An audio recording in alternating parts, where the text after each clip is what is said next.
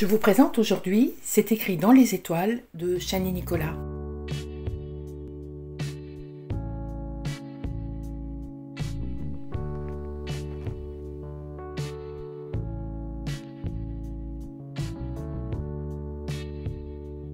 Bonjour à tous et bienvenue sur le murmure des oracles, j'espère que vous allez bien. La fois dernière, je vous ai présenté l'astrologie pratique de Yasmine Bolland, qui est un guide pour interpréter votre thème astral. Je vous avais proposé de faire un thème vite fait en me basant uniquement dans les données issues de ce manuel. Je tiens tout d'abord à féliciter la personne que vous voyez à l'écran qui a gagné l'analyse de son thème. Ce thème sera analysé de façon très générale puisqu'on ne tiendra compte que des données disponibles dans ce manuel pratique. Je voulais aujourd'hui vous présenter C'est écrit dans les étoiles de Chani Nicolas, qui est une astrologue reconnue dans le milieu. Ce livre-ci, contrairement aux précédents, s'axe surtout sur l'humanisme, sur la mission de vie, sur l'âme, sur le spirituel. C'est ainsi du moins que je l'ai ressenti. Les deux peuvent être complémentaires, puisque le guide pratique est plutôt dans le quotidien, dans le concret, dans le matériel, et celui-ci va ajouter une petite note de spirituel. Et j'ai beaucoup aimé cette approche. Tout d'abord, l'auteur nous fait une brève introduction dans laquelle elle nous parle de sa vie, de ses difficultés, de sa famille qui était assez compliquée pendant l'enfance et l'adolescence. Elle nous parle également de la place que l'astrologie a pris pour l'aider à retrouver un rail, pour l'aider à se diriger dans la vie et pourquoi l'astrologie tient pour elle aujourd'hui une place si importante. Cela rend d'ailleurs le livre beaucoup plus humain, plus intimiste, et on voit tout de suite le parti pris de l'auteur. Ensuite, elle nous parle de notre thème astral, de notre thème natal, comment le construire, et elle nous donne l'adresse de son site, qui nous évite de faire tous les calculs. Ensuite, la partie des bases est très intéressante, puisqu'elle va définir les planètes, les signes et les maisons, avec des adjectifs ou des verbes, ce qui rend l'interprétation très facile à faire, très ludique. En troisième partie, et c'est ce qui fait l'originalité de ce livre, c'est que l'auteur ne va s'intéresser qu'à 3 planètes, 3 axes. Le soleil, qui représente le but de notre vie, notre objectif, la lune, qui définit nos besoins physiques et émotionnels, et l'ascendant et son maître, qui vont définir la motivation de notre existence et le pilote qui nous conduit, qui conduit notre vie. Ce qui est également très intéressant dans ce livre, c'est que l'auteur s'intéresse énormément à tout ce qui est la structure, notre progression dans la vie, comment les planètes ou notre thème natal peut nous aider à progresser, à évoluer, à surpasser les obstacles. Et à chaque fin de chapitre, il va nous donner des sortes de clés pour pouvoir nous aider à utiliser le thème natal et dépasser nos obstacles, nos difficultés dans la vie. Je vous ai dit qu'elle ne s'intéressait qu'à 3 axes, puisqu'il y a l'ascendant également. Elle va donc analyser le soleil en fonction du signe dans lequel il se trouve, ensuite en fonction de la maison dans laquelle il se trouve et les positions qu'il a avec les autres planètes. Et ce qui rend ce livre assez original et très intéressant, c'est qu'à la fin de chaque description, ici par exemple le soleil en bélier, elle va nous donner des affirmations ainsi que des questions de réflexion. Puisque le soleil en bélier signifie une certaine chose, certaines difficultés, certains obstacles qu'on va rencontrer, certaines faiblesses, l'auteur nous aide tout d'abord à lutter contre celles-ci, à affirmer quelque chose, à prendre des actions et à nous faire surtout réfléchir, ce qui va nous permettre de prendre conscience et d'évoluer. Cela est vraiment très très intéressant. Ensuite, à la fin du livre, l'auteur nous a fait quelques tableaux récapitulatifs, ce qui peut être très intéressant pour ceux d'entre vous qui veulent par exemple faire des tirages astrologiques avec les tarots, puisque vous avez ici la signification des maisons. Et enfin, ce qui est très intéressant également, c'est que lorsqu'on cherche directement, nous avons le soleil en balance, nous allons ici, nous avons le soleil en maison 9 ou 10, c'est là. Cela est très pratique. Nous allons directement à la page concernée sans devoir chercher dans tout le livre. Comme vous l'aurez compris, c'est un livre que je trouve très très intéressant et surtout complémentaire au premier. Le premier va être, comme je l'ai dit tout à l'heure, plutôt dans le quotidien, dans le pratique, dans ce que l'on connaît le plus en astrologie. Et celui-ci va donner un petit plus, puisqu'il va y ajouter ce côté spirituel, ce qui va rendre ce thème beaucoup plus complet et intéressant. Pour terminer, je voulais lire et citer une phrase de l'auteur. L'astrologie nous rappelle sans cesse que nous sommes ce que nous sommes dans un but précis. Les revers, les difficultés et les défis auxquels nous sommes confrontés font partie de ce qui nous rend uniques. Cela replace ce livre dans le but qui est le sien, nous aider à évoluer et nous aider à dépasser les obstacles de la vie. Comme promis, nous allons maintenant aborder l'analyse du thème de Caroline, en nous basant sur les grands axes de réflexion à partir du manuel pratique que je vous ai présenté la dernière fois, qui ne va pas forcément tenir compte de énormément de paramètres, les planètes rétrogrades par exemple, la lune noire et d'autres. Allez, c'est parti. Pour brosser les grandes lignes du thème de Caroline, d'ailleurs j'attends son retour, nous pourrions dire que dans la maison 7, qui est la maison qui contient le plus de planètes, est une maison donc qui représente le conjoint, qui représente les partenariats, qui représente le mariage. Le fait d'avoir la Lune et le Soleil en conjonction avec Uranus pourrait dire qu'il y a une notion d'ambivalence. Tout d'abord, dans le couple, elle veut une égalité entre hommes et femmes.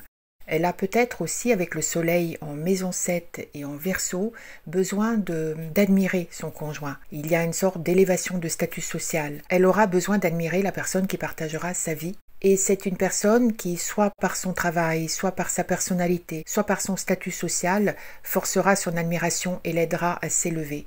Avec Neptune, il faut peut-être qu'elle fasse attention à ne pas se faire des illusions, ne pas être déçue, ne pas voir cette personne autrement qu'elle ne l'est, à ne pas être trop romantique, trop idéaliste par rapport aux idées qu'elle se fait, par rapport au mariage ou par rapport au conjoint.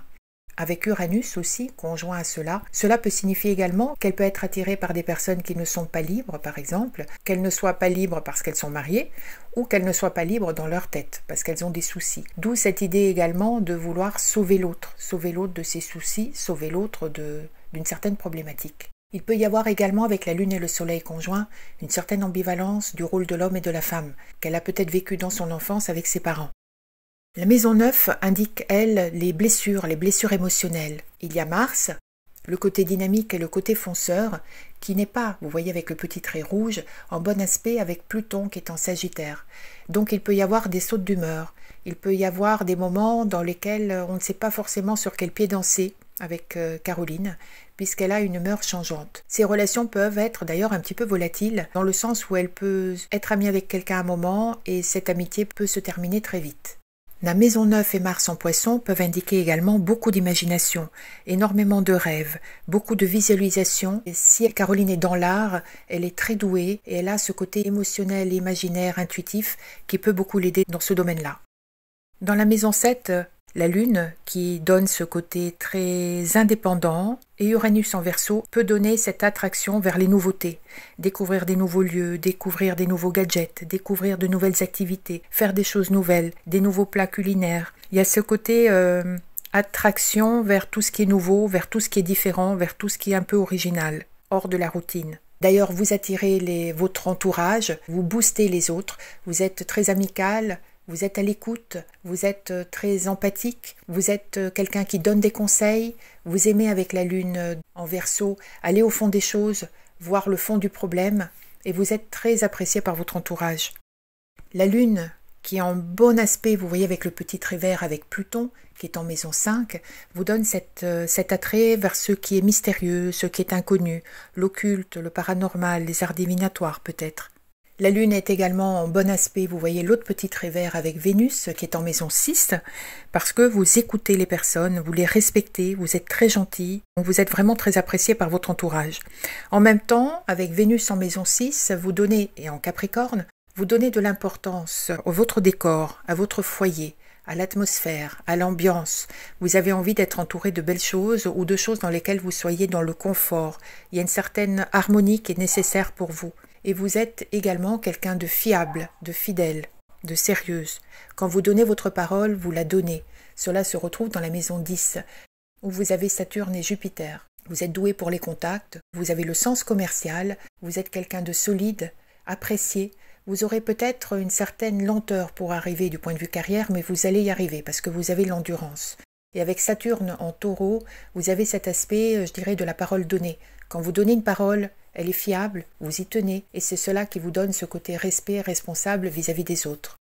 Jupiter dans le signe du Bélier, en maison 10, donne ce côté ouverture pour accepter les idées des autres. Vous savez présenter et vendre vos idées. Et Saturne en Taureau, toujours en maison 10, vous donne cette notion d'être très persévérante, vous êtes prudente, vous avez beaucoup d'organisation, vous êtes très minutieuse. Quand vous vous êtes fixé un objectif, vous êtes sur des rails.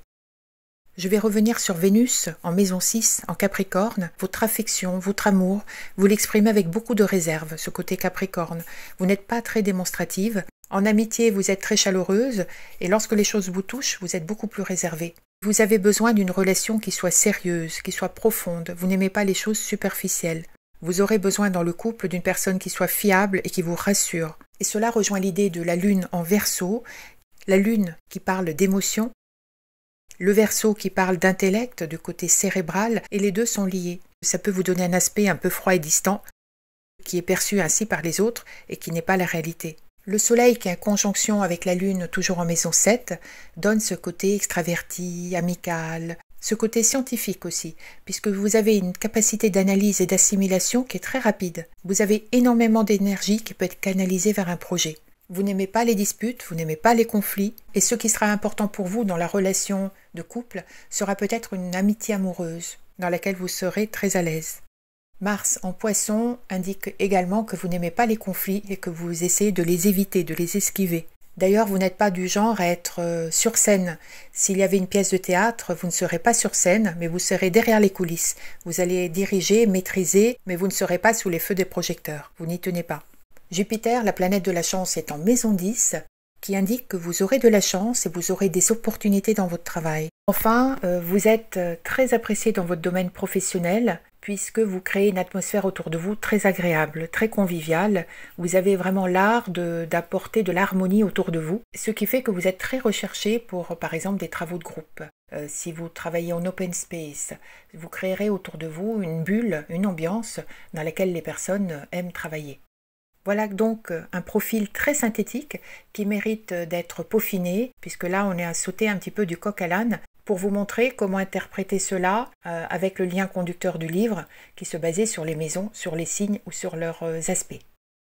J'ai été très contente de découvrir cet auteur, de découvrir ce livre et surtout de vous le présenter. J'espère que cela vous a plu également. La prochaine vidéo sera très intéressante également. Nous allons rester également dans les sphères, mais nous n'allons plus toucher les étoiles. Si vous voulez en savoir plus, je vous invite à vous abonner sur ma chaîne YouTube ainsi que sur mon compte Instagram. Quant à moi, je vous donne rendez-vous très vite. À bientôt!